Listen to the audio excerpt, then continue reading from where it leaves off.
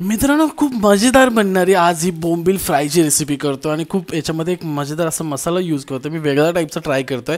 इथे मी बोंबील मार्केटमधून आणलेत. आता तुम्ही जेव्हा घ्याल तेव्हा तुम्ही मार्केटमधूनच कट करून घ्या, साफ करून घ्या. मी घरी आणून साफ करतोय, कट करतोय जस्ट व्हिडिओसाठी. नाहीतर मी डेली जेव्हा आणतो तेव्हा मी तिकडूनच साफ करून आणतो. याला मधून एक कट लावायचा जेणेकरून बोंबील थोडेसे मोठे होतील, लॉंग होतील.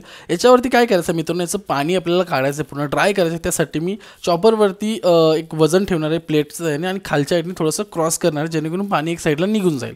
त्यानंतर आपण मसाला तयार करतो, ज्यामध्ये अद्रक लसूणची पेस्ट, मिरचीची पेस्ट, कोथिंबीर, एक लाल मिरचीची पेस्ट याच्यामध्ये टाकली. त्यानंतर धने जिरा पावडर, त्याच्यानंतर लाल तिखट पावडर, त्याच्यानंतर थोडीशी हळद टाकली आहे, थोडीशी गरम मसाला, जो आपला तिखट मसाला असतो गरम मसाला, तो याच्यामध्ये ॲड केला. त्यानंतर याच्यामध्ये भाजलेला थोडासा बेसन ॲड करतोय, कढीपत्ता, तेल टाकलं, याच्यामध्ये लेमन ज्यूस थोडासा टाकला. तुम्ही इथे कोकम पण यूज करू शकता.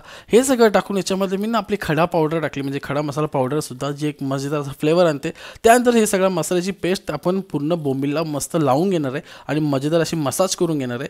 बोंबील मसाज करून झाल्यानंतर आपल्याला कोटिंग तयार करायचं, ज्याच्यामध्ये रवा, तांदळाचं पीठ, थोडंसं लाल तिखट, हळद आणि मीठ ॲड केलं आणि ती कोटिंग तयार करून घेतली. बोंबीलवरती पूर्ण कोटिंग ॲड करून घेते मस्तपैकी आणि ती आपण आता फ्राय करणार. फ्राय करण्यासाठी लोखंडी तवा वापरा. माझ्याकडे लोखंडी नाही आहे, लोखंडी प्लेन तवा वापरा, ज्याच्यावरती तेल टाकून आपण ठेचून घेतलेलं लसूण ॲड केलं आहे आणि त्याच्यावरती आपण बोंबील आता फ्राय करून घेतो आहे. थोडंसं डीप असल्यामुळे तुम्हाला तेल थोडं जास्ती वाटत असेल किंवा तेल थोडं जास्ती असेल, माझ्याकडून झालं असेल, पण थोडं कमी तेलामध्ये पण तुम्ही फ्राय करू शकता. मजेदार असेल बोंबील. मित्रांनो, याच्यामध्ये जो मसाला आपण लाल तिखट पेस्ट ॲड केली त्याने एक फ्लेवर आला आहे. बाकीचे पावडर्स वगैरे यूज केले त्याने मजेदार असा फ्लेवर आला आहे. आणि या बोंबलांना इंग्लिशमध्ये काय बोलतात जरा कमेंट करून सांगा आणि रेसिपी कशी वाटली तीही मला कमेंट करून सांगा.